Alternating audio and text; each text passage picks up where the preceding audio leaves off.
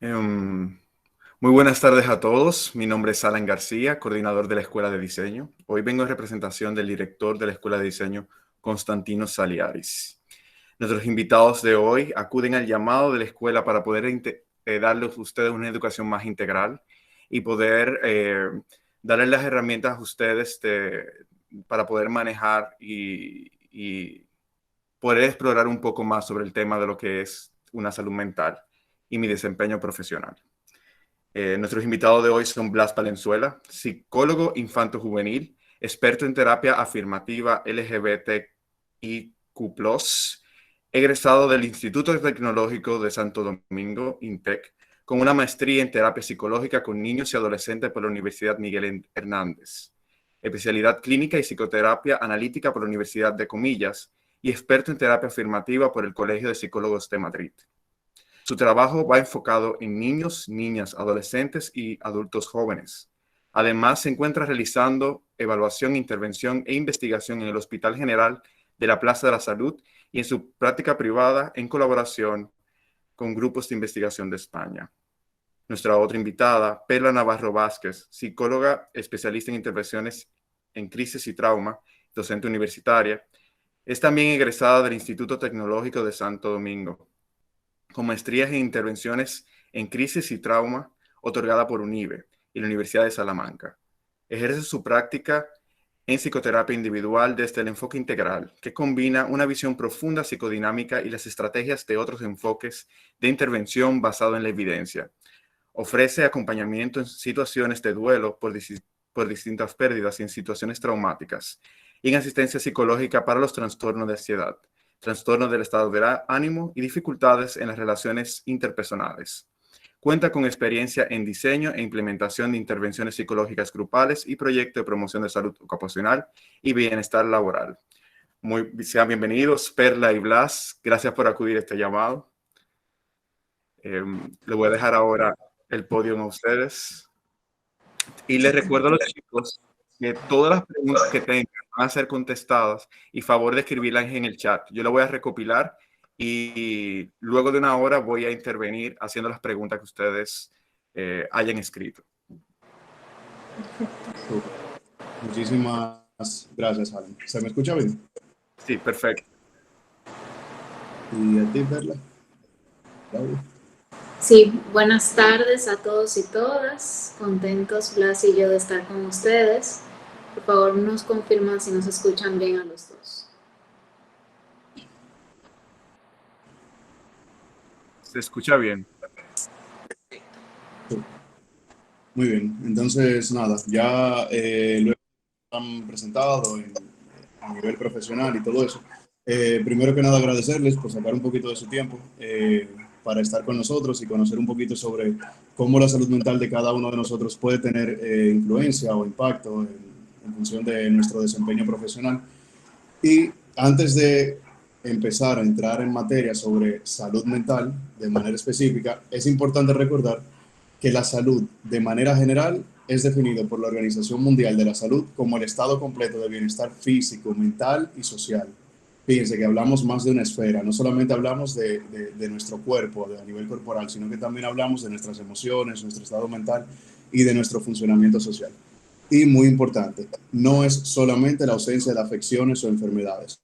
No hace falta que yo no tenga un diagnóstico de alguna enfermedad o condición para poder hablar de que me encuentro sano mentalmente. Hay que valorar o sano de manera general. Hay que valorar cómo se encuentra mi cuerpo, cómo se encuentra mi estado emocional, cómo se encuentra mi funcionamiento social. Y entrando en materia de manera más específica, podemos definir la salud mental de diferentes maneras, como algo más que la ausencia de trastornos mentales, es parte integral de la salud, tanto así que no hay salud si no hay salud mental. Está determinada por diferentes factores, la parte socioeconómica, el aspecto biológico, los factores medioambientales, es decir, que cada uno de nosotros va a vivir la salud mental o va a tener mayor o menor riesgo en función de cada uno de estos factores de riesgo o de protección. Es también el estado de bienestar que una persona puede tener al hacer frente al estrés normal de la vida, al estrés que se puede vivir en situaciones de trabajo, en las relaciones de pareja, en la universidad, al preparar una tesis o un proyecto final.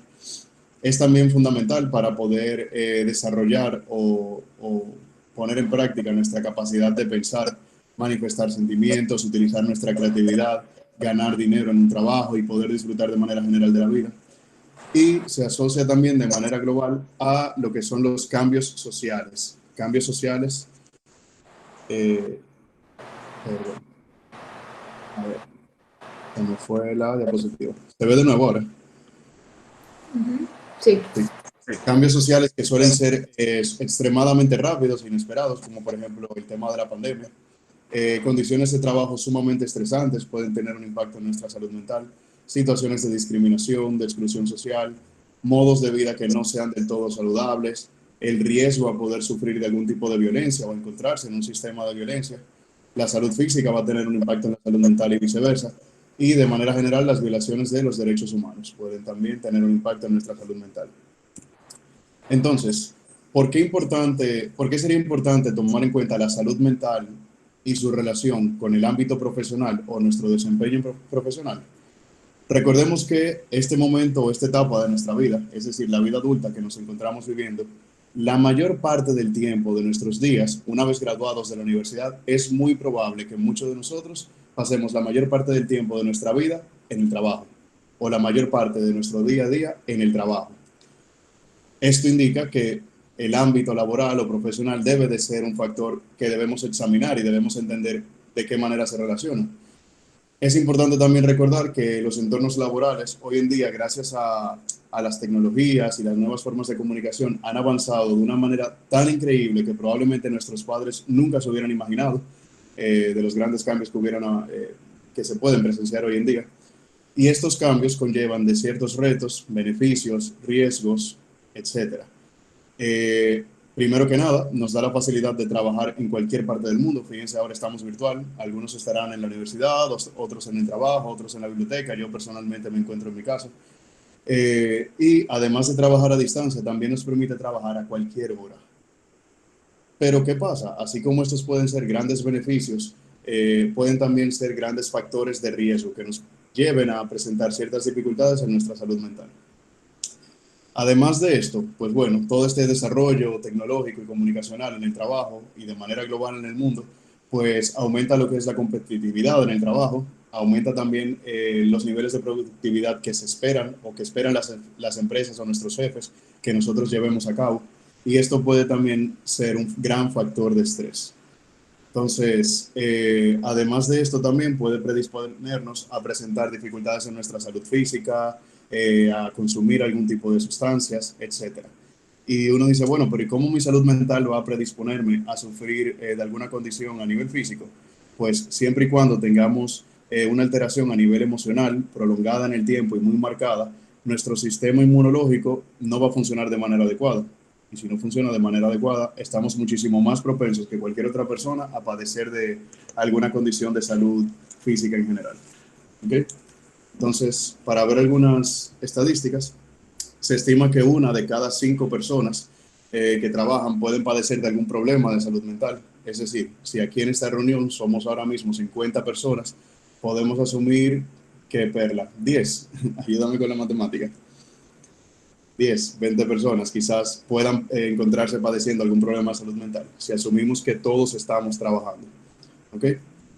Algunos factores que pueden influir en que personas que trabajen presenten algún tipo de dificultad en su salud mental, el nivel de organización de las empresas, una comunicación ineficiente, si hay una mala comunicación entre las cabezas de las empresas o entre los propios empleados, puede presentar también situaciones de estrés y por ende desarrollar alteraciones en nuestra salud mental.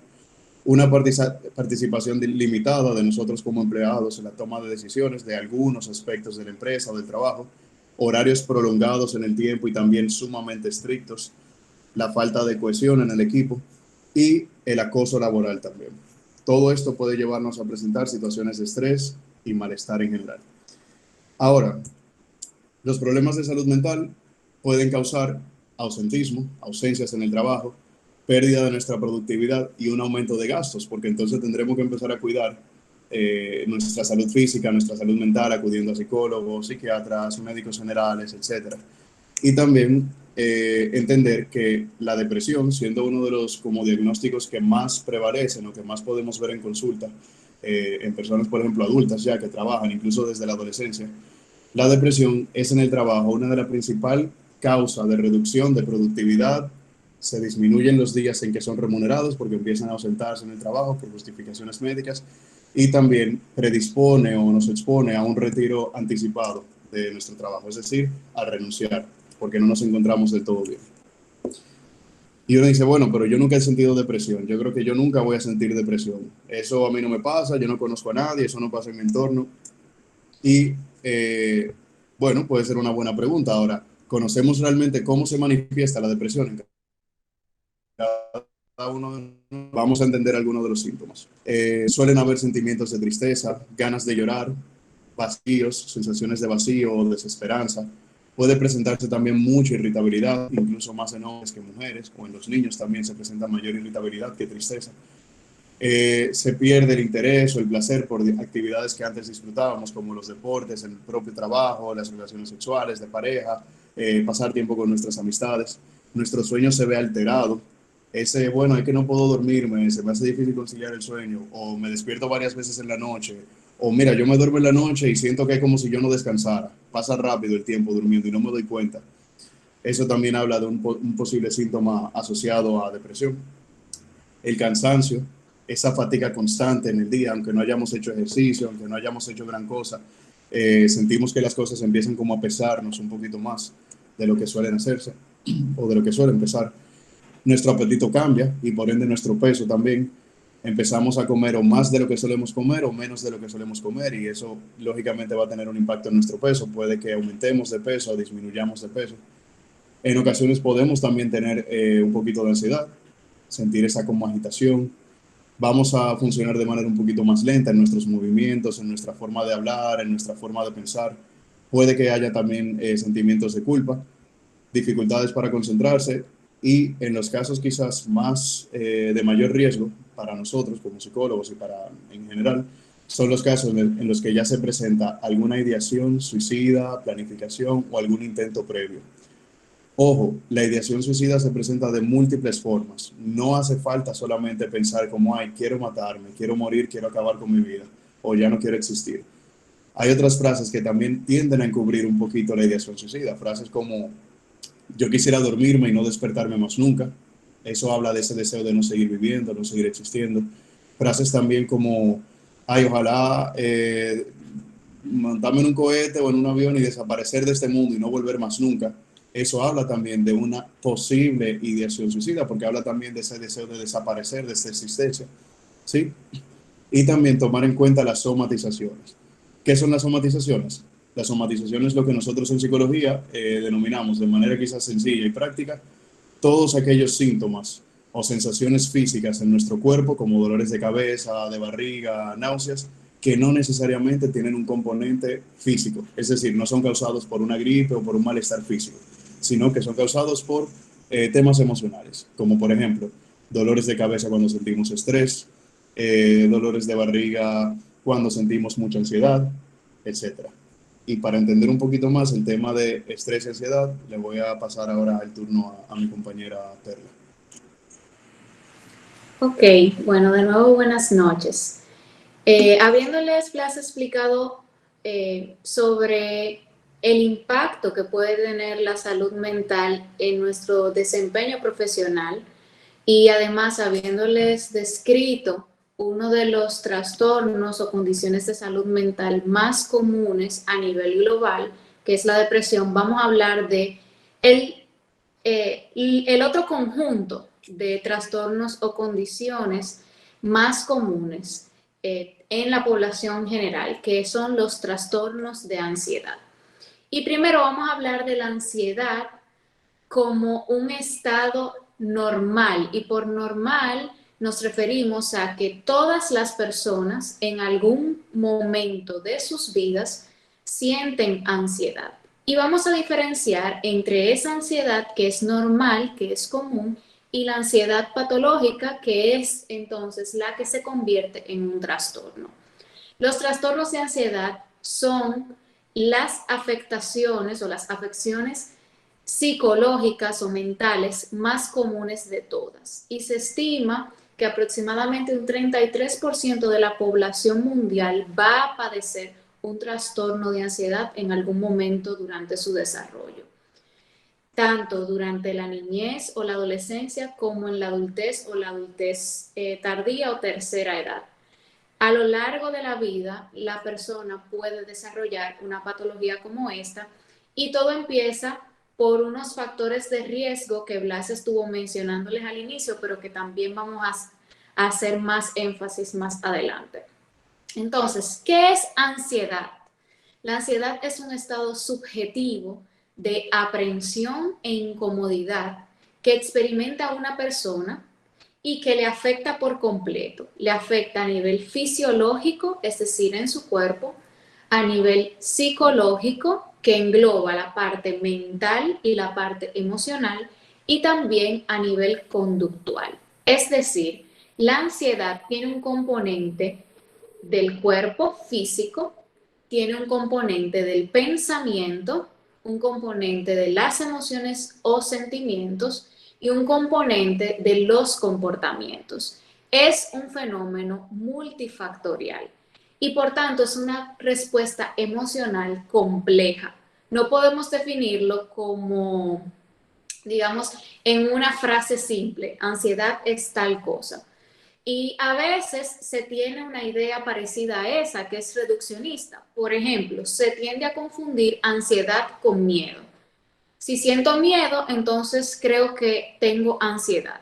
Y se cree que ansiedad es igual a miedo. O que la ansiedad solamente tiene ese componente emocional del miedo. Y no, son todos estos factores que les mencioné que se combinan y crean una respuesta que sí es provocada en principio por el miedo, pero que no se limita a este. ¿Y a qué nos referimos con esto? El miedo es una emoción básica que todas las personas sienten y que se desencadena o se detona cuando percibimos una amenaza, cuando hay un elemento en nuestro entorno que nuestro cerebro, nuestra mente evalúa como peligroso en algún sentido para nosotros. Y es una emoción normal. Ahora, al sentir esa emoción puede haber una respuesta prolongada que involucra todos los síntomas que les mencioné, físicos, psicológicos y conductuales, que entonces se llaman ansiedad.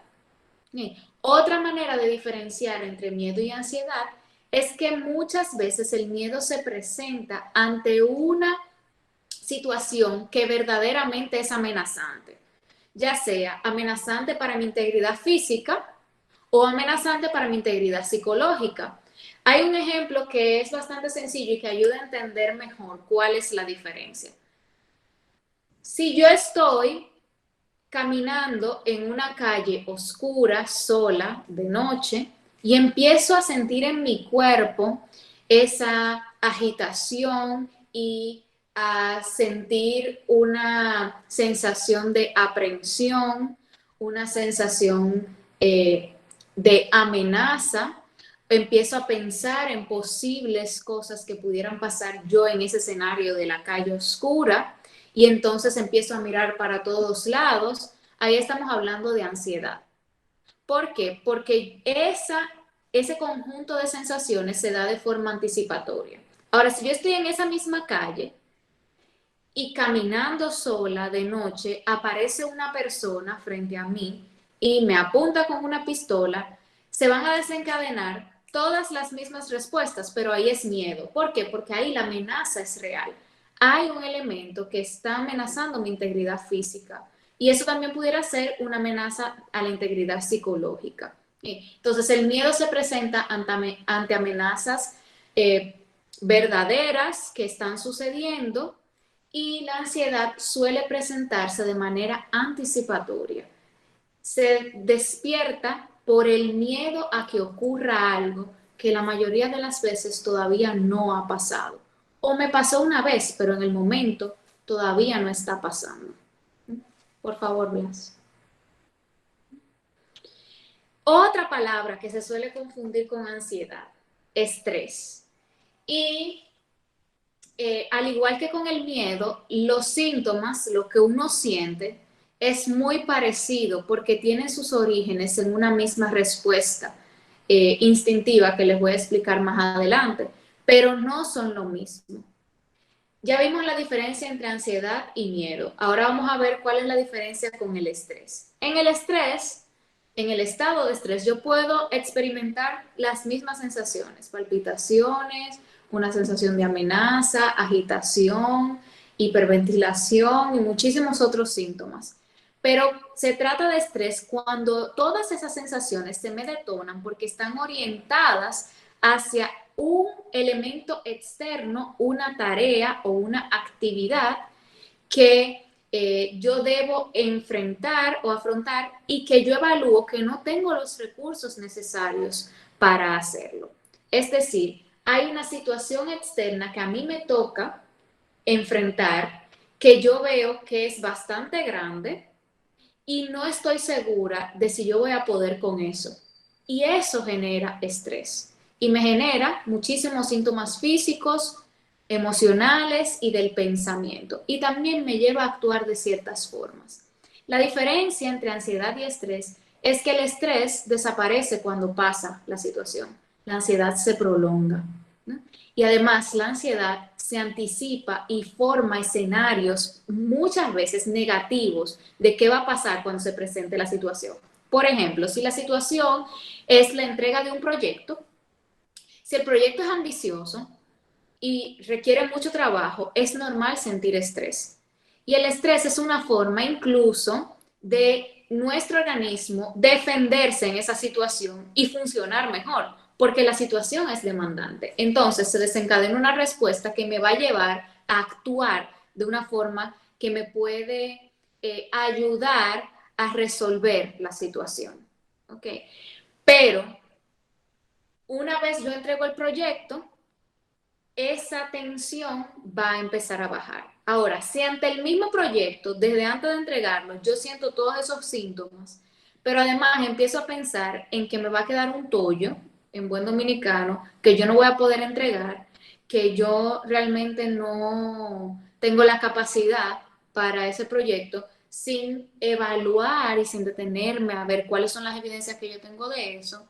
Entonces, esa tensión lo que hace es que aumenta a medida que pasa el tiempo, no disminuye. Y mientras más aumenta la tensión, pues mis comportamientos se van a ir orientando hacia la paralización y por tanto va a disminuir mi funcionamiento. Esa es la diferencia. El estrés está orientado a esa tarea específica y una vez yo lo resuelvo, pasa. La ansiedad persiste y además me impide funcionar de manera adecuada. Ahora, cuando yo estoy expuesta a altos niveles de estrés crónico, es decir, no paran los estresores y además no tengo herramientas adecuadas para afrontar esas situaciones estresantes, entonces el estrés puede ser un desencadenante o un detonante de un trastorno de ansiedad. Como les decía al principio, la ansiedad puede ser normal o puede ser patológica. Cuando la ansiedad es normal, es un estado de alarma que nos prepara para la acción y la supervivencia. Hay que sentir ansiedad en algún momento, sobre todo si la amenaza es real o tiene altas probabilidades. Y ese estado que se desencadena en nuestro cuerpo lo que hace es prepararnos para defendernos de eso y que nosotros podamos sobrepasarlo. Ahora, la ansiedad se convierte en patológica primero cuando es persistente, es decir, ese estado de alarma no se va, está continuamente activado. También otro factor que se evalúa para entender si la ansiedad es patológica es el deterioro del funcionamiento. Cuando ese estado de alarma, de sensación de amenaza persiste, entonces me impide funcionar bien en el ámbito social, en el ámbito académico y laboral, en el ámbito de la pareja y familiar, también hasta en el funcionamiento fisiológico. Otro factor son las falsas alarmas, es decir, nos empezamos a dar cuenta de que yo desarrollo estos estados hasta de pánico y cuando las cosas pasan, no era como yo estaba pensando. Es decir, yo tenía un miedo grandísimo de que las cosas iban a salir mal, las cosas pasaron y salieron bien. Un ejemplo típico de eso es me voy a quemar. Y ese pensamiento está ahí mientras estamos estudiando, me voy a quemar, me voy a quemar, me voy a quemar. Cogemos el examen y no nos quemamos. Cuando eso me empieza a pasar con frecuencia, entonces eso es un indicador de que esa ansiedad se está convirtiendo en algo patológico. También los pensamientos disfuncionales, que uno de esos es lo que hemos mencionado, catastrofizar, pensar que las cosas siempre van a salir mal, pero también hay otras formas de pensar que son disfuncionales, que no nos ayudan. Y por último, la hipersensibilidad. Ante cualquier estímulo que pudiera ser hasta negativo, la reacción que yo tengo está sobrevalorada. Es decir, yo estoy reactiva o reactivo y me alarmo por cualquier cosa. Es común ver en personas que tienen un trastorno de ansiedad que ante un ruido, una persona que cruza por detrás, incluso pensamientos que surgen al interno, hay una reacción física de sobresalto. Tú lo llamas y ellos saltan.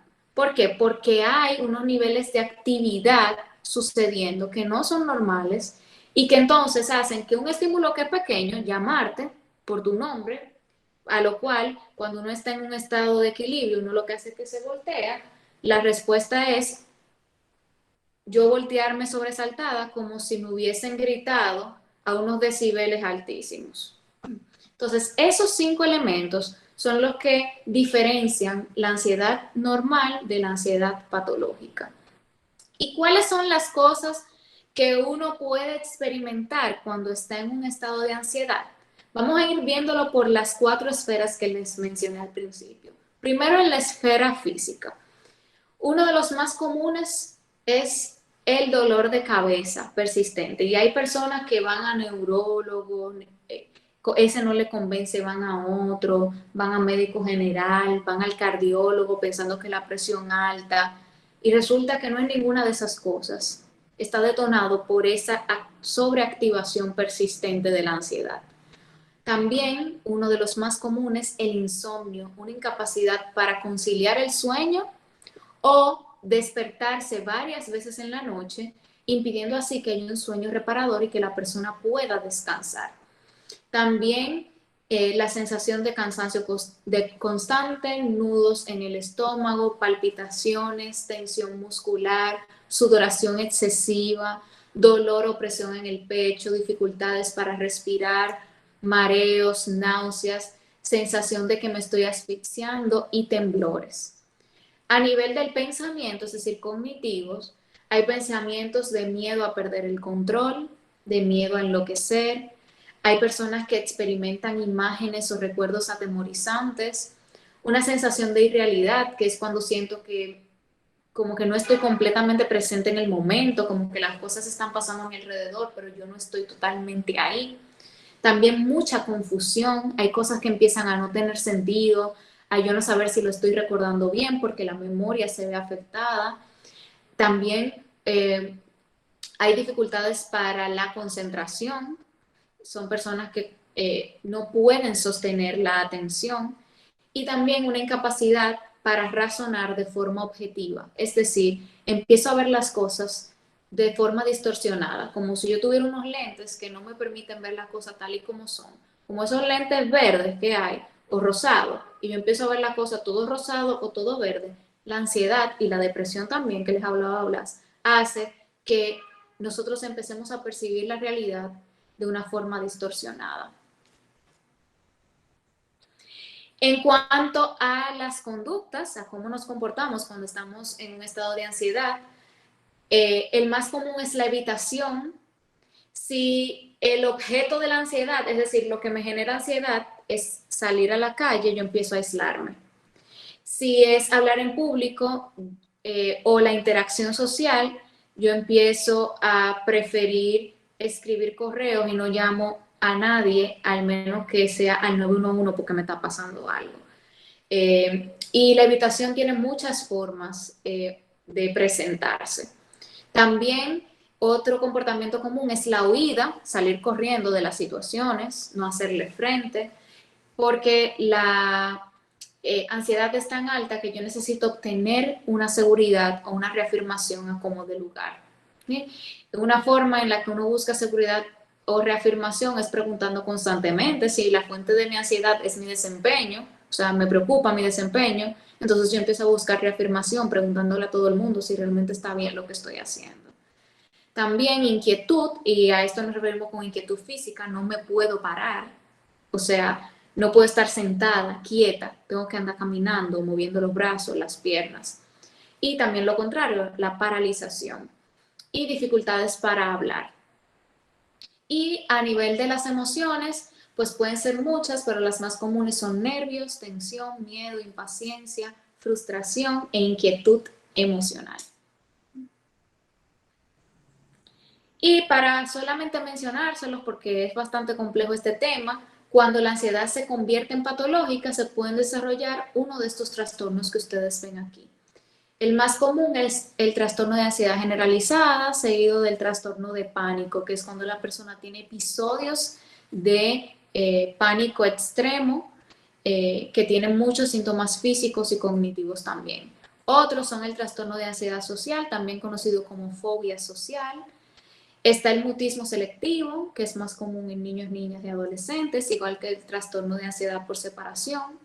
La fobia específica, que es cuando el miedo intenso es hacia un objeto en específico, como fobia a las alturas, fobia a la sangre y muchísimas otras. Y también un trastorno de ansiedad que se puede producir por una condición médica.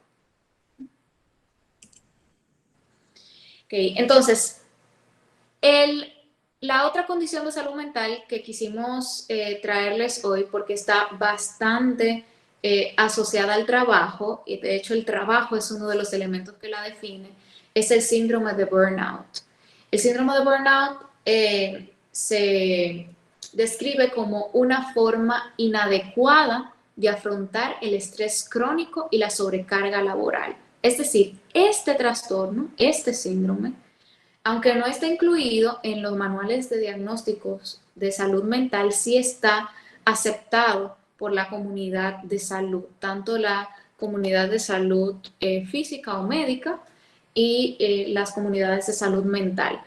Y lo que lo define es que se desencadena por la sobrecarga laboral.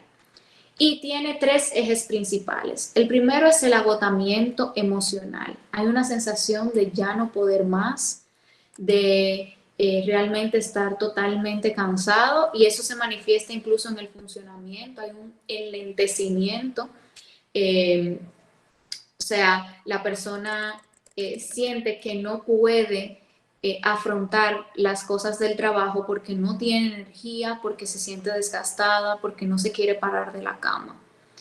La segunda dimensión es la despersonalización, que es cuando la persona, para protegerse de este entorno que se ha vuelto amenazante, que es el trabajo, empieza a mostrar una actitud de irritabilidad e incluso en las formas más extremas de cinismo hacia el trabajo y hacia las personas que están en el entorno laboral.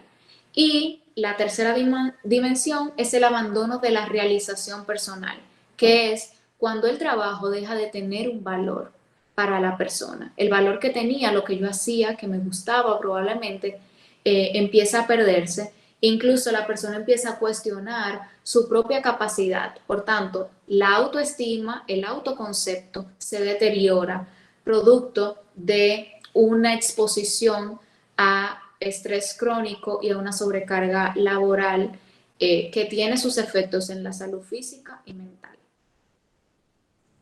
Muy bien. Ahora uno dice, bueno, perfecto, manejo un poquito lo que tiene que ver con depresión, ansiedad, estrés, pero ¿cómo realmente eso funciona dentro de mí? O sea, ¿por qué realmente las emociones tienden a, o las emociones que son quizás desagradables, situaciones estresantes, tienden a llevarme a funcionar con tantas dificultades? Y es muy importante conocer estas tres áreas del cerebro. El área que ven aquí azul en la imagen, que es la que tenemos aquí en la frente, se llama corteza prefrontal. Tiene que ver con habilidades como prestar atención, tomar decisiones, controlar nuestros impulsos, pensar lógicamente, ¿sí? Luego las dos rosaditas que ven justo en el centro del cerebro se llaman amígdala. No son la amígdala de la boca, sino las del cerebro, y son como del tamañito de una almendra. Y tienen que ver básicamente con la gestión emocional, todo lo que tiene que ver con emociones. Y luego está el hipocampo, que son esas áreas verdes que ven también cerquita de la amígdala en el cerebro, que tiene que ver básicamente con la memoria en general. Sí, si vieron quizá la película Inside Out o Intensamente, si recuerdan la escena donde está el pasillo como lleno de las bolitas de recuerdo, ese es el hipocampo, básicamente. ¿Ok? Entonces, uno dice, bueno, ok, perfecto, manejo también estas tres áreas del cerebro. ¿Por qué debo de manejarlas? ¿Por qué debo de entenderlas? ¿Cómo se relacionan? Bueno, pues resulta que se ha demostrado que siempre y cuando nuestra amígdala, que tiene que ver con las emociones, se encuentre sobreexcitada, sobreactivada o funcionando de gran manera, va a bloquear nuestra corteza prefrontal.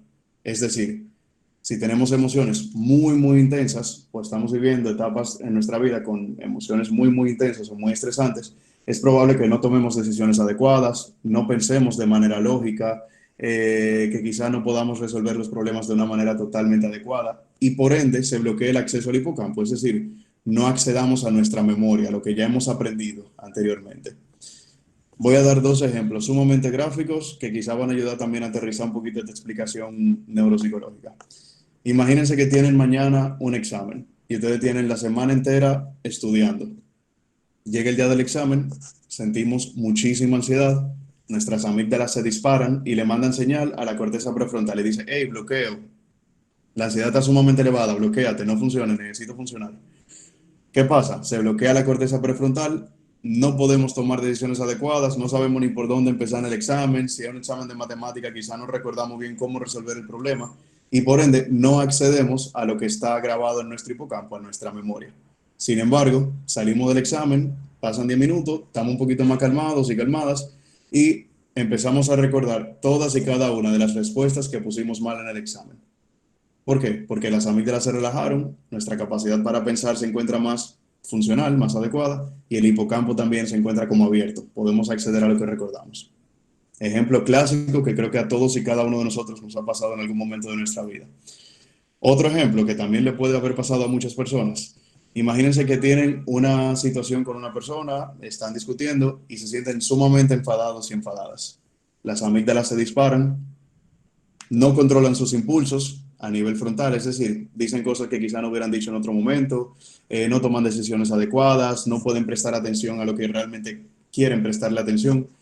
Y luego, cuando quieren contarle a alguien lo que ocurrió, dicen, mira, es que yo no me acuerdo muy bien cómo fue que se lo dije o cómo fue que me lo dijo. Yo sé que yo no lo hubiera hecho en otro momento, que yo esté tranquilo, pero me detonó, me sentí sumamente enfadado. Pero esto pasó así. Yo no me acuerdo bien cómo fue, pero yo sé que esto fue lo que nos dijimos más o menos. Y ahí estamos viendo cómo la amígdala, que son las emociones, corteza frontal, que tiene que ver con nuestra conducta y pensamiento, y el hipocampo, nuestra memoria, tienen una conexión sumamente directa e intrínseca. ¿Ok?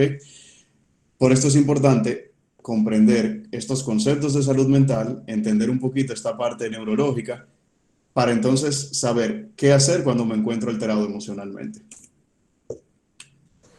Importante también agregar que esto es así por un tema evolutivo, o sea, eso tiene una función, que el prefrontal se bloquee. Y es que cuando hay una situación que es amenazante, ese no es el momento para detenerse a pensar. Por ejemplo, si la situación es que yo tengo un león al frente de mí, yo no puedo detenerme a pensar cuál es el camino más corto para yo entonces irme por ahí o déjame ver qué fue lo que qué fue lo que a mí me dieron cuando dimos biología de los leones, a ver qué yo hago entonces. Ahí uno tiene que actuar y por eso se bloquea el prefrontal, porque las áreas del cerebro que tienen que estar en pleno funcionamiento para la supervivencia son otras. Entonces, eso tiene un impacto en nuestro desempeño.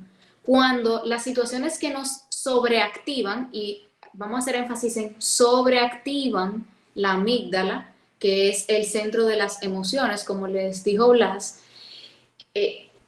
y son situaciones que realmente no son tan amenazantes y además esa sobreactivación es persistente. Las tareas del día a día que sí requieren del prefrontal se me van a hacer mucho más difíciles de completar. Y hacemos énfasis en sobreactivan porque la idea no es que si yo estoy sintiendo una emoción, entonces no puedo pensar. No queremos que se vayan por ahí porque hay mucha desinformación con respecto a eso, de si emoción o razón. Son las dos cosas. Entonces es cuando se sobreactivan que sucede esto. Y cuando uno tiene una situación de estrés crónico, cuando tiene un trastorno de ansiedad o cuando tiene depresión, eso está sobreactivado.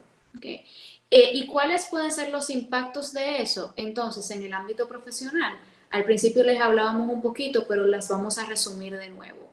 Primero, una disminución del rendimiento y de la eficacia. ¿Por qué? Porque no tengo mis habilidades de razonamiento, análisis, búsqueda de alternativas, digamos, en su pleno funcionamiento. También un deterioro de las relaciones interpersonales y laborales.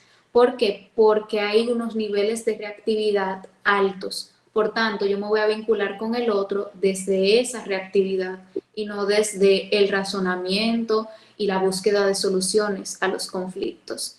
Pero también, si se acuerdan, uno de los síntomas que se mencionó en los 3 trastornos que vimos es el aislamiento. Entonces va a haber una disminución de esas interacciones que generan bienestar, que son las amistades que hacemos en el ámbito profesional. También un aumento de la desmotivación que pues se vincula a una disminución del rendimiento porque no tengo energía para hacer esas cosas, pero también a una sensación de vacío y de poca realización con el trabajo. O sea, no encuentro un motivo, un propósito para hacer el trabajo. Por tanto, pierde todo el interés que yo le tenía.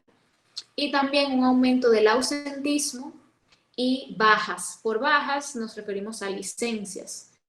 El tener una afectación de salud mental va a ser, se ha demostrado que es uno de los factores que más correlacionan con la pedida de licencias recurrentes y el ausentismo laboral que puede entonces terminar en una desvinculación con el trabajo, ya sea porque yo renuncio o porque me desvinculan, es decir, me botan por el bajo rendimiento y por las faltas, ¿no? Entonces, ¿qué podemos hacer como personas a modo de prevención? Y esta es tal vez una de las partes más importantes de este encuentro. No solamente identificar y conocer de qué van estas cosas, es cómo yo desarrollo un estilo de vida en donde hay más factores de protección que factores de riesgo. Entonces, el primero del que vamos a hablar es sobre el establecimiento de límites. Esa es una palabra que también ha generado mucha fama últimamente, los límites, y es porque realmente son muy importantes. El papel de los límites en este aspecto es crear un equilibrio entre las distintas esferas de la vida. Y por lo que les comentaba Blas al principio de esta actitud competitiva del entorno laboral al que nosotros como generación nos estamos enfrentando, hace que sea un reto establecer límites entre el trabajo, que se vuelve una parte demasiado importante de nuestras vidas, a veces por necesidad, otras veces respondiendo a esos valores que tiene el trabajo asignado hoy en día del éxito.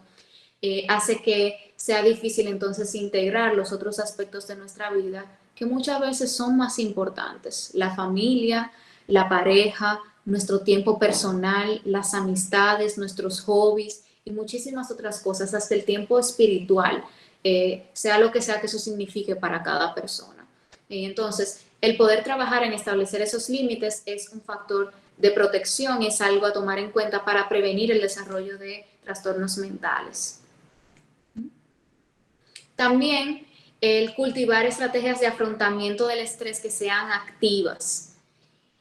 ¿Cuáles son estrategias que nos ayudan. La primera, la que ha demostrado tener mejores resultados y que previene dificultades de salud mental a raíz del estrés, es la resolución de problemas.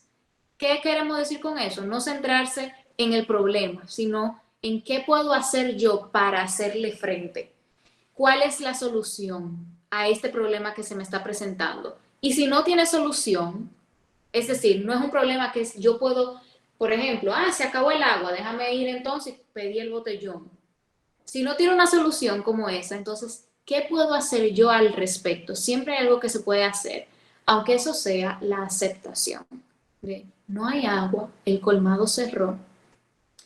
Déjame entonces pensar en una alternativa. Tal vez ahí hay jugo, o le puedo decir a la vecina que me dé un chin de agua, por ponerle un ejemplo como bien llano. También la reestructuración cognitiva, que es lo que les mencionaba ahora mismo, de pensar en alternativas.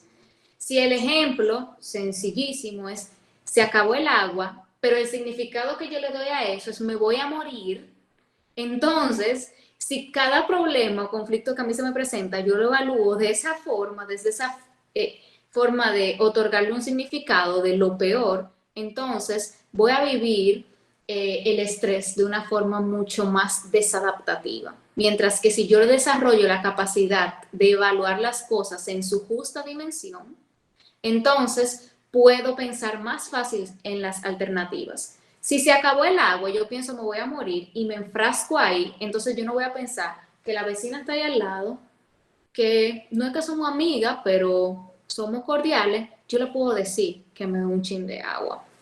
También la búsqueda de apoyo social es una estrategia de afrontamiento activa y un factor de protección muy importante, tener una red de apoyo, y la expresión emocional, es decir, hablar de cómo me siento o dejarlo salir como a mí me salga, llorando, pintando, cantando, hablándolo con una gente, escribiéndolo, haciendo ejercicio, de la forma que a mí me sale expresar lo que estoy sintiendo. Y las que debemos evitar porque son factores de riesgo para entonces desarrollar dificultades asociadas al estrés son la evitación de problemas, que se puede presentar de muchas formas, no hablando las cosas, saliendo corriendo de las situaciones en lugar de hacerle frente, con el uso de sustancias para evadir lo que me está pasando, comprando, comiendo y muchísimas otras cosas. El pensamiento desiderativo también suele ser algo en lo que nos podemos quedar enganchados y que no nos permite sobrepasar la situación. El ojalá fuera diferente. Eso es un pensamiento que es común que surja, pero si nos enfrascamos en él, entonces no podemos ver las alternativas. También la retirada social, el aislamiento es algo que es importante evitar, y la autocrítica. La autocrítica para lo único que sirve es para el deterioro emocional, pero no nos permite entonces aprender a cómo hacer las cosas diferentes. Muy bien. Y también otros aspectos que debemos de tomar en cuenta es lo que nosotros le llamamos como hábitos saludables. Muchos de ustedes quizás lo han escuchado bastante y lo conocen, pero bueno, muy importante que también podamos, recuerden al principio de la charla cuando hablamos de la relación entre salud mental y salud física, pues por eso es muy importante que parte de estos hábitos saludables que vayamos a establecer y desarrollar, dentro de estos hábitos se encuentre, por ejemplo, el mantenimiento de una dieta equilibrada, para poder cuidar un poquito nuestro cuerpo y por ende nuestras emociones y nuestro estado mental. Ojo con el consumo de sustancias. Cuando tenemos altos niveles de ansiedad y de estrés, no quiero decir que es muy probable, pero suele pasar, puede pasar, se tiende a ver con frecuencia con ciertos grupos o sectores o poblaciones en general, que se utiliza mucho el alcohol y el consumo de sustancias para lidiar con estas emociones. Y como dijo Perla anteriormente, no es una estrategia de afrontamiento adecuada. No nos va a ayudar de gran manera, no nos va a ayudar en nada realmente. ¿Qué va a hacer esto? Que pues nuestro cerebro básicamente se acostumbre que para estar bien, para sentirme mejor, para no tener estos niveles de ansiedad, de estrés, de malestar, debo de consumir esta sustancia que estoy consumiendo. ¿Ok? Y hablo con situaciones tan complejas como las que se pueden dar a nivel laboral, como situaciones tan sencillas como relacionadas, por ejemplo, a la ansiedad social, que si para interactuar con otras personas debo de tomar alcohol o debo de consumir algún otro tipo de sustancia, estamos hablando de una estrategia que quizá no es muy funcional. No porque necesariamente la sustancia sea mala, el alcohol en sí, una copa, un vaso, una cervecita, no porque necesariamente sea malo, sino porque no debe de ser la herramienta que yo tenga para poder interactuar socialmente. Imagínense que cada vez que yo tenga que interactuar con alguien o resolver un problema o que pase algo en la empresa, yo lo solucione tomándome una botella de vino, 2 o 3 botellas de vino, eso no resuelve nada. No resuelve el problema se mantiene y termino también manteniéndome afectado yo como persona. Muy importante también el hacer un poquito de ejercicio físico. Más adelante vamos a hablar de eso y por qué es importante. La higiene, cuidar mucho de nuestra higiene y también cuidar de nuestra vida social. Si se fijan, una de las mayores afectaciones que ha traído la pandemia es precisamente ese corte abrupto de nuestra vida social, de nuestras relaciones sociales, de nuestra interacción, de nuestro diario vivir, de interactuar.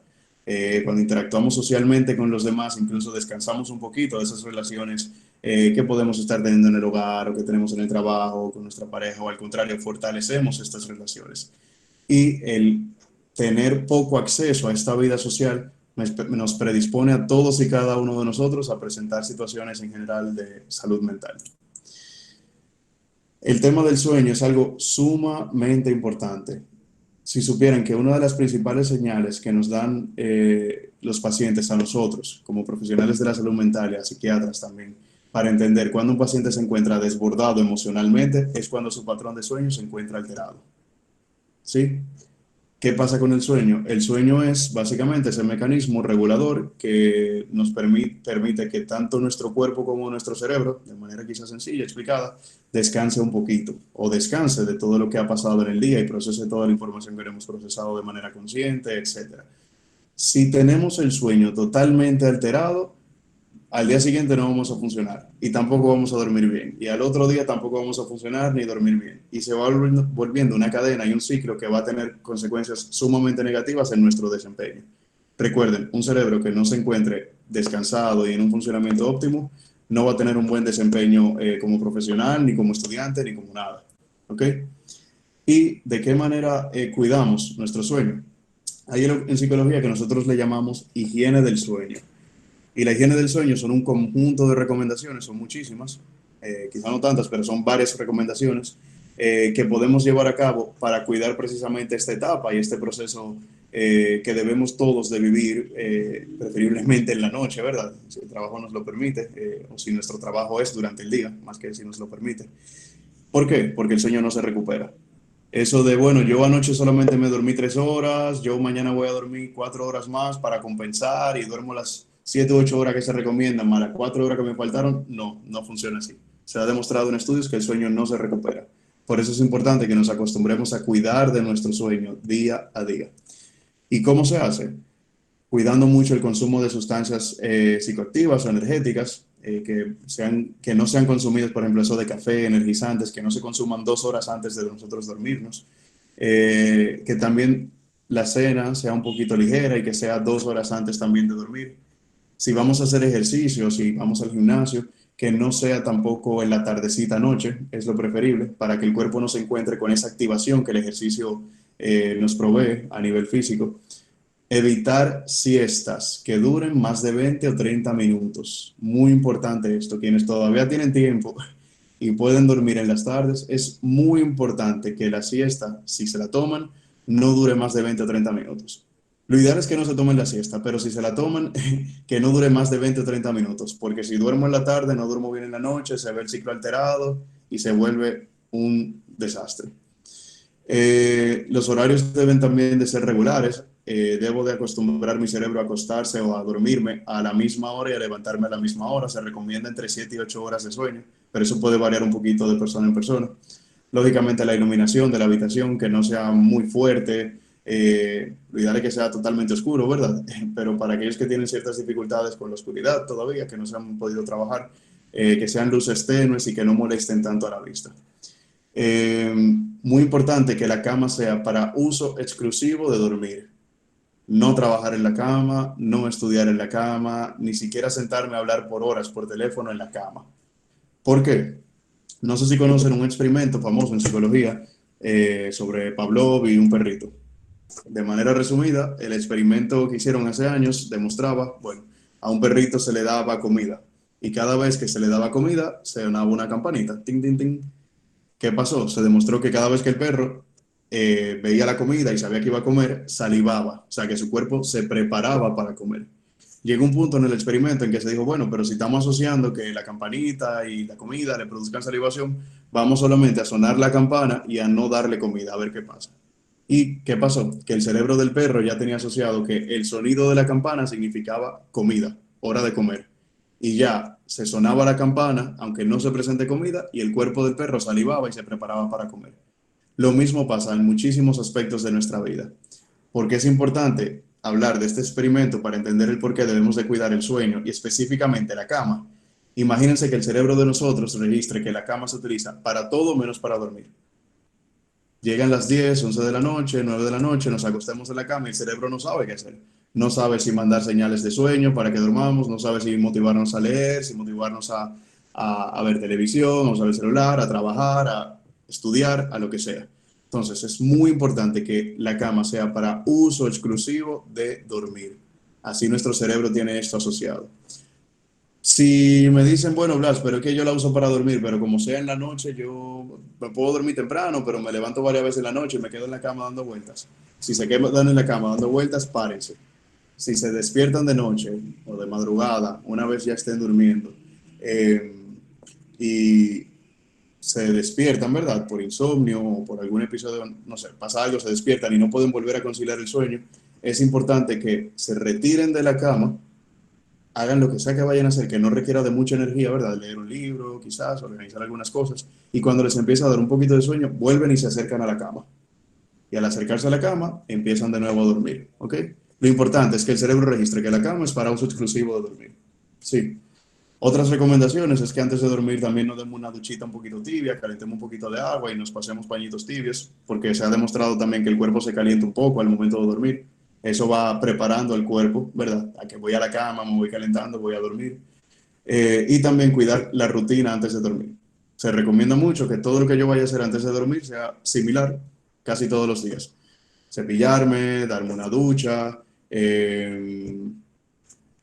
cepillarme, darme una ducha, leer 5 páginas de un libro y volverme a dormir. Y empezar a dormir, perdón. Sí.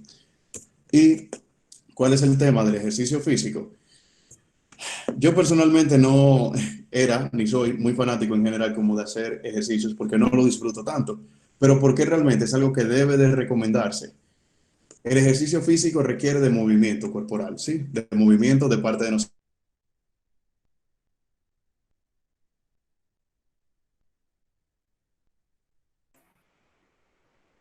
de una función. La dopamina tiene que ver con movimiento, prestar atención y bien. Blas, se cortó un poco. Si puedes volver a repetir la parte del ejercicio. Ok.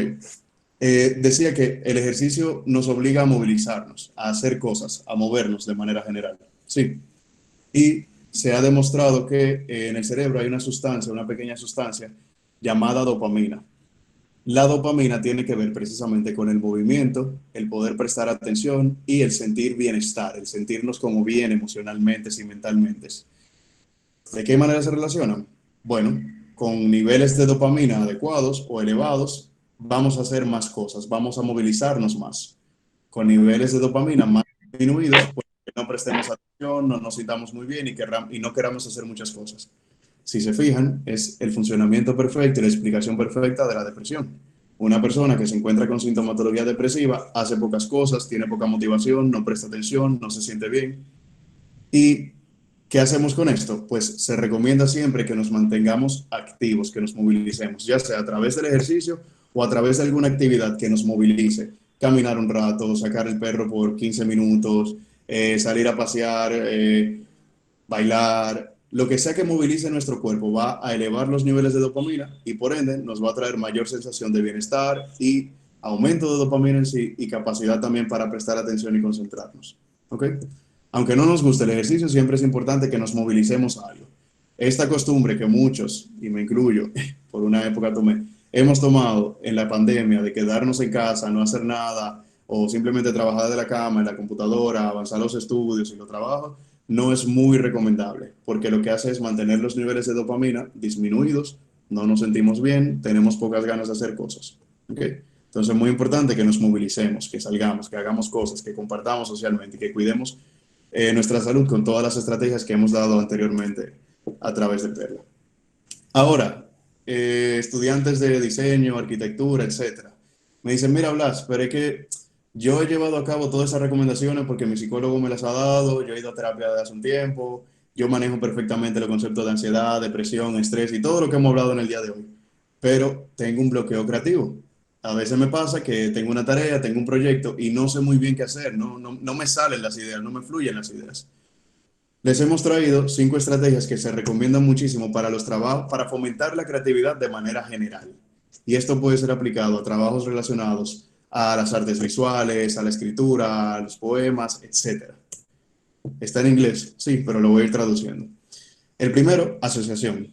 Le llaman asociación exótica, pero bueno, pero vamos a llamarle de manera general como asociación. ¿Qué tiene que ver la asociación? Pensar en una o dos palabras o imágenes y tratar de pensar todo lo que me viene a la mente cuando veo esa imagen o esa palabra. Si, por ejemplo, yo estoy viendo esta bocina gris, digo, ok, todo lo que me viene a la mente cuando pienso en bocina, que sonido, música, disfrute, baile, etcétera. Y eso nos va a ayudar un poco a construir una idea sobre el elemento del cual queremos desarrollar una idea creativa. ¿Ok? Salir en público, el poder diversificar nuestras ideas, entender las formas de pensar de los demás, nuestras propias, y confrontarlo con nuestra propia forma de pensar, también va a permitir que nuestro cerebro sea muchísimo más flexible y más creativo a la hora de producir algún contenido o algún elemento. El comparar y contrastar, no solamente con lo que ocurre hoy en día, sino con lo que ocurre en otras culturas también de este momento y también lo que ha ocurrido históricamente.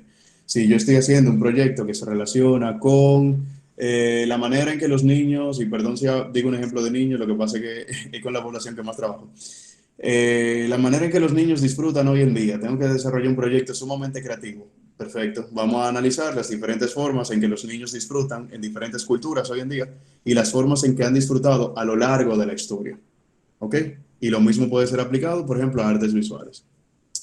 El tema de la exageración también, y es utilizar o fijarse en un solo elemento del cual quisiéramos sacarle provecho y exagerarlo en su máxima expresión. Eso puede también abrir un banco de abanicos sumamente creativos sobre de qué maneras podemos sacarle provecho, explotar esta idea para desarrollar varias ideas o propuestas. ¿Ok? Y lo de mix and match, mezclar y combinar. Y es básicamente asociar dos ideas que quizás usualmente no tiendan a combinarse o asociarse o a mezclarse. Ok.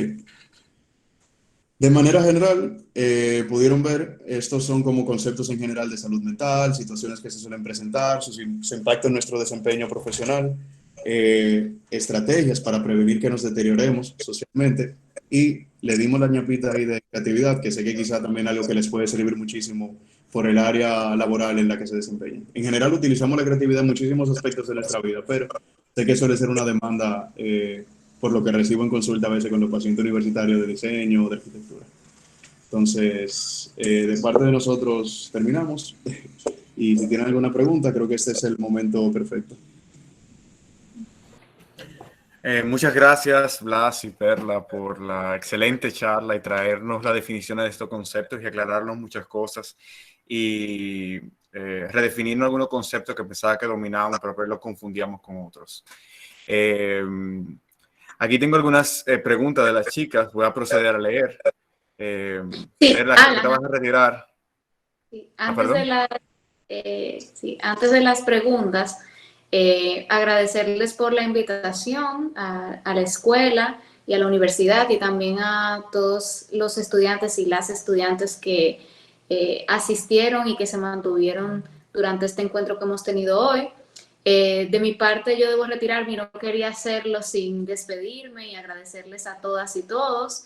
Y Blas va a estar respondiendo a las dudas y las preguntas que hayan surgido y que surjan también ahora mientras se desarrolla la conversación. De verdad ha sido muy grato para mí estar con todos ustedes y estoy a sus órdenes. Espero que podamos tener algún otro encuentro que les sirva, tanto para sus vidas profesionales como para la esfera personal y social. Muchísimas gracias. Gracias a ti, Perla. De verdad que me siento muy alegre de tenerte aquí hoy y por tomar tu tiempo para preparar esta presentación junto con Blas y venir a hablarnos a los chicos y a nosotros. He dejado en los contactos de Blas y de Perla de Instagram por si quieren seguirlos y seguir indagando sobre el tema de la salud mental. Muchas gracias, Perla. Gracias a ustedes. Blas, te voy a comenzar a leer las preguntas de los chicos. De las sintomatologías presentadas, si una persona padece de 3 o 5 síntomas, de 3 a 5 síntomas, digamos, ¿puede igualmente padecer la condición o puede ser otro problema? Bien, es importante tomar en cuenta, por ejemplo, el tiempo en que se ha presentado la sintomatología. Es normal que quizá ya un día esté un poquito distraído por alguna situación familiar o un poquito ansioso. Ahora, si esa ansiedad y esa sintomatología en general o esos 3 de 5 síntomas se presentan por lo menos 2 semanas, un mes, 3 semanas, 3 meses, perdón, ahí estamos hablando de un posible diagnóstico. Lo que pasa es que tendríamos que evaluar, sí. Y también es importante que no googleemos y busquemos, ay, me siento de tal, tal y tal manera y sale de una vez ansiedad, porque hay muchos síntomas que son compartidos por diferentes diagnósticos, diagnósticos de trastornos de personalidad, del estado de ánimo. Fíjense que incluso la depresión y la ansiedad tienen muchos síntomas parecidos. Esta fatiga, distracción, poca motivación, baja autoestima, todo eso se puede presentar y son diferentes condiciones. Entonces, sí, es importante tomar en cuenta que se presenten muchos de los síntomas que hemos presentado, pero también tomar en cuenta la temporalidad, cuánto tiempo han durado. O sea, lo ideal sería ir a un profesional, ¿no? Sí, sería, no Google. No, Google. Y de ahí viene mi próxima pregunta, tratando de desconstruir un poquito los estigmas. ¿Cuándo es el correcto momento para yo ir a un psicólogo? Digamos, Bien. tengo lo... Ya, Es importante, una de las principales señales que nos dan la alerta roja a nosotros de ya creo que el momento, no podemos esperar más, es cuando hay un cambio en nuestro funcionamiento. Cuando ya no funciona igual con mis amistades, con mi familia, en el trabajo, en la universidad, significa que algo pasa, que se está saliendo totalmente de mi control y necesito ayuda externa, ya sea de psicología, de psiquiatría o de cualquier otro profesional que pueda darme ese soporte. no, y que tomar la decisión de ir es parte de nosotros entender que ya somos adultos y estamos tomando ya las cartas para el primer paso para cuidar de nosotros mismos. Exactamente. Una pregunta también, antes de proseguir con las chicas, para aclararlo un poco, ¿cuál es la diferencia? ¿Debo de ir a un psicólogo o a un psiquiatra? ¿Cuál es la diferencia entre las dos profesiones? Bueno, de manera general, el psiquiatra se supone que se encarga de la parte de medicación y farmacología, aunque muchos también se desempeñan en el ámbito terapéutico porque tienen el entrenamiento. Y el psicólogo no medica, solamente trabaja con la parte social. Eh, Nosotros realmente no nos importa mucho si acuden a psiquiatría o psicología, porque se supone que cada profesional va a decir, bueno, yo como psicólogo quizás puedo manejar el caso o necesito soporte de psiquiatría, vamos a trabajar de la mano, o que un psiquiatra diga, mira, de momento tengo que estabilizarlo a nivel farmacológico y luego le recomiendo la parte terapéutica. Entonces, yo recomendaría que busquen ayuda con quien más se sientan cómodos en un principio, que ya el profesional también sabrá cómo sería el abordaje adecuado, si en conjunto con un psiquiatra, solamente psicología o solamente psiquiatría. Sí. Sí. Y otra pregunta, digamos, ok, necesito un psicólogo. Hay algo que yo creo que deben de tomar en cuenta y por esto lo voy a hacer en modo de pregunta. ¿Existen diferentes especializaciones? ¿Cómo yo debo tomar la decisión a la hora de elegir un psicólogo? Sí, fíjense que tenga su Exequatur, que tenga maestría por lo menos o alguna especialidad. Se pueden fijar también en los perfiles. Hay profesionales que solamente se dedican a la terapia familiar, otros a la terapia de pareja, otros como yo se dedican más que nada al área de diversidad sexual, infanto-juvenil y adultos jóvenes, es decir, de 24 o 25 hacia abajo, que son más que nada universitarios. Otros trabajan como Perla, por ejemplo, situaciones tanto clínicas, de manera general, como ansiedad, depresión, duelos, divorcios, pero también situaciones de crisis y trauma, situaciones sumamente críticas. Entonces, fíjense en las credenciales del profesional y también en cuál es su área de expertise y la población que manejan. No es muy común ver psicólogos, o sea, es común, pero no muy recomendable que un psicólogo trabaje con niños, bebés, adolescentes, adultos, envejecientes. Es igual que en la medicina. Así como hay pediatras, hay médicos de adultos. Entonces, ojo con eso. sea, que primero tendría que buscar el perfil y el perfil que más se ajuste a las necesidades que yo estoy teniendo y que trabaje con a la población que yo pertenezco para sentirme más cómodo. Exactamente. Entonces, siguiendo con las preguntas acá, Natalia Jiménez pregunta, ¿cuál sería la forma correcta de afrontar estos síntomas, los presentados acá de la ansiedad y el estrés? Digamos que yo me encuentro procrastinando, muy ansiosa y necesitando concluir con un trabajo. ¿Cómo podría calmar a otra persona o a mí misma en este caso? Bien. Esa pregunta es sumamente interesante y a muchas personas le pasa. Incluso el tema de la procrastinación es algo que a mí me pasa muchísimo y a muchos de nosotros tendemos como a sufrir de ese mal, por así decirlo, de esa situación. Perla habló, por ejemplo, de las estrategias de afrontamiento, focalizados en soluciones, reconociendo la parte emocional, etcétera. Si quieren podemos compartirle de nuevo o enviarle la presentación o compartirles slide. Utilizar estrategias de afrontamiento que sean efectivas, más que nada. Enfocarme en el problema, ok, me estoy distrayendo, ¿qué cosas me pueden ayudar en este momento para no distraerme? Retirar el celular, porque es mi distractor, lo retiro.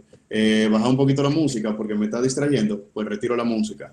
Pedirle a quien vive conmigo que haga un poquito de silencio, porque su voz me distrae, pues también. Entonces siempre focalizarse en como esa estrategia de afrontamiento, en la búsqueda de soluciones y de varias soluciones y probarlas. Suena como algo muy sencillo, pero la verdad es que muchos pueden quedarse estancados en, ay, es que no me concentro, no me concentro, no, yo no lo puedo hacer porque no me concentro. Entonces, no, pensar en posibles soluciones. Y en cómo podría ayudar al otro, a la otra persona que se encuentra también quizá padeciendo de sintomatología y yo identifico como, wow, yo creo que a mi amigo o mi amiga le está pasando lo que vi hoy en la charla. Reconocérselo, hacerle saber que estamos ahí para esa persona, quizá apoyarle o ayudarle a buscar ayuda, pero tampoco podemos cargar con una persona que quizá no desea buscar ayuda en ese momento, ¿ok? Si tengo un amigo o una amiga que tiene todos los días una constante ansiedad o una constante depresión, si no vemos ningún riesgo mayor para su vida, es decir, ningún riesgo suicida, tampoco podemos cargar con esa persona y decirle todos los días, mira, necesito que tú vayas al psicólogo y terminar discutiendo con esa persona porque al final terminaríamos como rompiendo ese vínculo social que tenemos con esa persona. Entonces sí, hacerle saber que estamos ahí, apoyarle en su búsqueda de ayuda profesional y si no presenta ningún riesgo suicida, marcar también ciertos límites para no cargarnos nosotros. Hay dos cosas que tú mencionaste que me gustaron mucho. La primera es, a mí también me pasa eso, porque a veces tenemos que entender que somos aliens y que tal vez tengo un problema que solamente me está pasando a mí y de verdad no va a haber forma de cómo solucionarlo. El entender que hay otras personas que tal vez nosotros admiramos, que nosotros vemos que tienen cierto discernimiento, que también les pasan ese tipo de situaciones, tal vez nos hacen ver un camino mucho más alcanzable. La otra cosa también que quiero señalar es que lo que mencionas en la parte de procrastinación, que hablas de buscar soluciones. Muchas veces nos quedamos estancados y el simplemente hecho, como ustedes decían en la charla, de reconocer, ok, estoy procrastinando, tengo que buscar una forma de moverme hacia adelante, ya es un paso para poder salir de ese mal hábito que uno genera. Y si tú me corriges, pero nosotros somos seres humanos de hábitos, como tú lo decías, lo de la historia del perrito. Así es. Continuando con la charla, con las preguntas, perdón. Sabemos que la ansiedad se manifiesta de diferentes formas a nivel emocional y físico, tales como dolor de cabeza, náuseas y vómito. Pero a nivel físico, dígase en la piel del cuerpo, ¿la ansiedad puede manifestarse como algún brote en la piel o por algo por el estilo? Sí, totalmente, totalmente. Incluso, por ejemplo, la ansiedad puede llevarnos a presentar un brote de acné, espinillas, un brote de acné y condiciones dermatológicas que parecieran como rash, alergias o como rasgados en la piel. Sí, incluso también a nivel respiratorio, el asma y todas esas condiciones del ámbito respiratorio vinculadas a los pulmones están estrechamente vinculadas a temas de ansiedad también. Y a veces vamos porque creemos que estamos teniendo no sé, un ataque de asma constantemente y lo que estamos teniendo son ataques de pánico o de ansiedad, incluso a nivel cardiológico. Los ataques de pánico que están vinculados son totalmente ansiosos, se tienden a sentir con mucha taquicardia, sí, y agitación, y sentimos que el pecho nos aprieta. Y lo primero que una persona tiende a hacer cuando tiene un ataque de pánico es voy a emergencia, me revisan la presión, ven que no está elevada, o sea, que es algo que siento, pero no se demuestra de ninguna manera a nivel médico y tiene una explicación psicológica y es la ansiedad. Entonces, sí, totalmente. Las emociones, si no buscamos la manera de regularlas y de expresarlas, van a buscar la manera de salir. Y el único instrumento que tienen es el propio cuerpo de nosotros. Por lo que veo en todas estas respuestas y en las explicaciones que han dado, la gran parte de la salud mental es el autoconocimiento y el autoentendimiento de nuestras propias emociones. Ujú. Entonces, comenzar ese camino de autoexplorarnos y conocer nuestras reacciones, cómo pensamos y cómo los hábitos que tenemos es comenzar a tener más conciencia de nuestra salud mental. Sí, sí, es lo que hoy en día se trabaja mucho con el mindfulness, el ser consciente de lo que me ocurre en este momento ahora y accionar en base a ello. Ah, bien. Wilaisis Recio pregunta, ¿la falta de sueño puede influir en el rendimiento creativo o mental de una persona de manera significativa? Totalmente, totalmente. Como vimos, un cerebro que no se encuentre descansado y en un funcionamiento óptimo, no va a pensar críticamente, no va a resolver problemas, no va a ser muy creativo, no va a pensar lógicamente. Entonces, lógicamente sí. O sea, necesitamos que el cerebro se encuentre descansado para poder funcionar de manera creativa. Una de las cosas que yo hablo con mi chica cuando están en proyecto de grado o están trabajando en clase es que deben de trabajar el día en bloques y que deben de haber bloques de descanso. ¿Qué tan importancia es el descanso para la parte creativa? Eh, y el entender que no debo de tener horas largas de trabajo, sino tener interrupciones de descanso. Totalmente, o sea, sumamente importante las horas de descanso. Y con descanso no solamente nos referimos al sueño y a dormir, sino tiempo también para mí. Si yo disfruto tomarme media hora sentado, no sé, frente al malecón, viendo el mar, leyendo un poco, oyendo un poquito de música, es importante también que se mantenga en nuestra semana. O sacar tiempo también con las amistades. Todo eso es como lo que hoy le llaman también el autocuidado y el pensar en uno mismo. Entonces, ese sacar tiempo para descansar y disfrutar de actividades que no sean solamente trabajar y estudiar, también ayuda a que el cerebro funcione de mejor manera. Perfecto. Continuamos con Denise. ¿Tiene consecuencia a largo plazo cambiar el horario del sueño? Sí, sí, sí, sí. Incluso hay trastornos del sueño que se pueden llegar a cronificar en el tiempo. Entonces, muy importante, ya que tenemos esta información de cómo cuidar el sueño y por qué es importante cuidarlo, que lo hagamos. Porque sí, pudiera volverse a nivel crónico el problema. O sea, pudiera prolongarse y tendríamos que aprender a vivir con ello. Bueno, aquí Ana Cristina Cruz Brazovan pregunta, soy una persona que se estresa con facilidad. ¿Qué puedo hacer para trabajar en ello? Sí, identificar primero cuáles son como tus detonantes, tus triggers, qué cosas te tienden a estresar. Si son temas muy puntuales, valorar qué pasa con ese tema, qué pasa con esas figuras o con esas situaciones en específico. Y si son temas como cualquier cosita, que me estreso por la tarea, porque tengo que llamar a alguien, o porque tengo que visitar a una persona, o porque toca salir y no sé qué ponerme, pues ahí estamos hablando de lo que habló Perla, de una hipersensibilidad, eh, que pudiera estar vinculado a algún posible diagnóstico o condición de salud mental. Okay. Aquí Joan Stephanie Oliva pregunta, ¿cómo saber qué tipo de terapia necesito? ¿Cómo yo comienzo a ver cuáles son aquellas, eh, hacia dónde voy? Sí, se supone que nosotros como profesionales de la psicología y los psiquiatras también tenemos la responsabilidad de trabajar con lo que llamamos terapia basada en evidencia, que es lo que, no lo que yo crea que, que te funciona a ti, sino lo que las investigaciones han demostrado que realmente funciona para el paciente. Entonces, queda en las manos de nosotros como psicólogos el poder dar un abordaje apropiado en función a lo que vemos del paciente, pero también si están identificando que su terapeuta o su psiquiatra está teniendo algún abordaje que les parece un poquito extraño, inapropiado, que no les cuadra, también pueden hablarlo en terapia. O sea, parte de la terapia es que no solamente que nosotros retroalimentemos y los ayudemos a entender ciertos aspectos, sino que ustedes también puedan hacernos saber a nosotros con qué se sienten cómodos y con qué no. Y ahí podríamos ya iniciar el diálogo de, mira, realmente si esto es una práctica basada en evidencia o no, esto no está muy comprobado, pero he visto que funciona, o porque esto no te hace sentir cómodo, será resistencia tuya como paciente, etcétera. Pero So, sí, basado en so, esa evidencia. esa es otra cosa que entonces tendríamos que tener en cuenta a la hora de ir a un psicólogo o un psiquiatra, entender el tipo de terapia que nos están dando y que estamos recibiendo. Y preguntar, porque muchas veces vamos y no nos dicen, tal vez no nos lo mencionen, tal vez porque se le pasa al psicólogo, pero entender el tipo de terapia que están haciendo. Sí, totalmente. Ujú. Y preguntar cómo funciona y cuál es mi papel en todo esto. ¿Perdón? ¿Cómo? No, y también entender cómo funciona y mi papel como paciente en todo esto y qué cosas debo de hacer. Claro, claro. Yo, La idea es que tengan un rol activo en su propio proceso terapéutico, o sea, que puedan hacer preguntas, sentirse empoderados en su propio proceso, que ese espacio sea de cada uno de ustedes y no tanto de nosotros.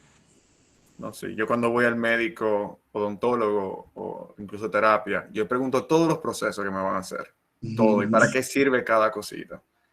Porque ujú, el entender eso me ayuda a mí a encontrar mucho más claridad en mí, en la parte mental cuando de terapia, pero en la otra parte me calma saber cómo va todo a funcionar y cómo voy a encontrarle solución al problema que estoy viendo. ujú. Eh, o- ujú. Otra pregunta acá. Cuando uno está durmiendo y tiene sueños súper livianos y suele levantarse gritando, ¿es un ataque de pánico? No necesariamente. Hay algo que pasa mucho cuando son pequeños, pero a veces también puede pasar cuando adultos, y son los terrores nocturnos, que es precisamente eso. O sea, me encuentro durmiendo, no tengo necesariamente una pesadilla, pero empieza el paciente a gritar, sin razón alguna. Son condiciones quizá muy peculiares, no se suelen presentar con mucha frecuencia, pero yo no le llamaría ataque de pánico, pero ciertamente si este tipo de alteraciones ocurren en el sueño, significa que emocionalmente hay algo ocurriendo dentro de nosotros. Eh, Situaciones que nos generan malestar en general. Sí, en este caso yo debería ir a tratarlo con terapia, ¿no? Sí, sí, totalmente. Otra pregunta, ¿la parálisis del sueño puede ser una de las consecuencias de la ansiedad? Bueno, incluso se ha demostrado que parálisis del sueño, insomnio, pesadillas están estrechamente vinculadas a periodos en los que tenemos altos niveles de estrés y de ansiedad. Ok. O sea que sí, Cuando la amígdala está muy alterada, ¿no? sí, exactamente. La amígdala alterada y entonces no funciona muy bien. Aquí un buen estudiante yo. Otra pregunta, Iraida, ¿aprendemos a vivir con la ansiedad para toda la vida o se puede superar en su totalidad? La ansiedad la vamos a sentir siempre. Lo que tenemos que aprender es a regularla, no controlarla, sino regularla, reconocer que sí, que hay momentos en los que voy a sentir ansiedad, pero eso no significa que todo vaya a salir mal, que no puedo hacer las cosas, que no puedo funcionar y que debo de evadir constantemente. Entonces, la ansiedad no se puede eliminar, va a estar ahí con nosotros siempre, acompañándonos, pero como dijo Perla, es como una alerta que dice potencialmente peligroso, ojo con esa situación, cuidado con eso. Pero eso no significa que tenemos que evitarla o que no resolverla. Es Y saber no, hacer y regularla, la ansiedad. e ir a un psicólogo para buscar las herramientas para poder trabajar esa ansiedad en periodos prolongados, para Claro, poder regularla como tú dices. y con las herramientas disminuye la intensidad de la ansiedad. Ya una vez yo sé regular la ansiedad y sé manejarla y sé entenderla y comprenderla, identificarla en mí, es muy probable que deje de alterarme en el sueño, que deje de ponerme irritable, que deje de bloquearme a nivel frontal y que yo pueda funcionar adecuadamente. Entonces, es aprender a vivir con ella. Y la última pregunta que tengo acá, ¿también afecta mi salud si duermo durante el día en vez de la noche, aun si duermo las horas debidas? Bueno, piensa que quizás tú tienes un trabajo de azafata o algún empleo que requiera de tú estar despierto en las noches, si trabajas, por ejemplo, en algún bar o en algún sitio que solamente funciona en las noches, algún médico o enfermera. Si cuidas el sueño durante el día, es decir, duermes las 7 u 8 horas adecuadas, cuidas tus 3 comidas y 2 meriendas y llevas un estilo de vida saludable, es muy probable que no te afecte tanto. Lo que pasa es que ahí habría que tomar en cuenta, por ejemplo, la parte social. Usualmente la vida social de todos suele ser durante el día, no durante la noche. Entonces, si solamente uso la noche para estar despierto trabajando y llego a mi casa y duermo, hay aspectos de mi vida que estoy descuidando un poco. Entonces, eh, sí, no hay una respuesta como muy específica a esa pregunta. Pero si te toca estar despierta toda la noche por motivos laborales, es importante que sí, que durante el día duermas las horas de sueño que se recomiendan. Nada, Blas, y algunas últimas palabras que quisiera decirle a los chicos para inspirarlo a seguir adelante, aunque se presenten algunos obstáculos emocionales en el camino. Sí, o sea, no tengan miedo de buscar ayuda. El psicólogo realmente no es para locos, el psiquiatra tampoco. Hay una frase que dice que quien realmente está loco es aquel que no busca ayuda o que no reconoce que necesita ayuda. Todos necesitamos ayuda en algún momento de nuestra vida. Tengo entendido que la universidad tiene servicios también de consejería y de psicología, a los que pueden también acudir. Hay instituciones también a nivel público, porque sé que a nivel privado puede salir un poquito costoso y no todos tienen quizá la solvencia porque estudian mucho, ayudan en la casa con el poco ingreso económico que tienen, pero una vez identifiquen que realmente necesitan ayuda, acudan a algún tipo de ayuda, ya sea psicológica o psiquiátrica y como puedan, ¿ok? No lo dejen aplazar, que entre más tiempo dura, más se complican los problemas y más difíciles de trabajarlo en terapia. Sí, chicos. Pueden escribirnos al correo de la escuela, escueladediseño@unpu.edu.do, y nosotros vamos a referir al Departamento de Bienestar Estudiantil, quien está colaborando con el Departamento de Psicología de la Universidad para trabajar estos temas con ustedes, la falta de concentración, la pérdida de familiares en estos momentos de COVID, los síndromes de burnout y cualquier otro problema que ustedes tengan. Pueden sentirse en la libertad de escribirnos para nosotros referirnos a aquel departamento. Muchísimas gracias, Blas, a ti y a Perla por habernos traído esta charla. Espero traerlo siempre todos los cuatrimestres, porque yo siento que es parte, uno de los pilares, creo que, la salud mental de un buen desarrollo profesional y de un buen desarrollo como persona. Porque antes de profesionales somos humanos y tenemos que cuidarnos y aprender a conocernos. Muchísimas gracias de parte de la Escuela de la Facultad de Arquitectura y Artes y de la Universidad Nacional Pedro Enríquez Ureña. Y gracias a todos los chicos que hoy tomaron un tiempo para venir acá y conocer un poco de lo que es la salud mental y cómo nos puede afectar en nuestro desarrollo profesional. Bueno, buenas noches. Gracias. Chao.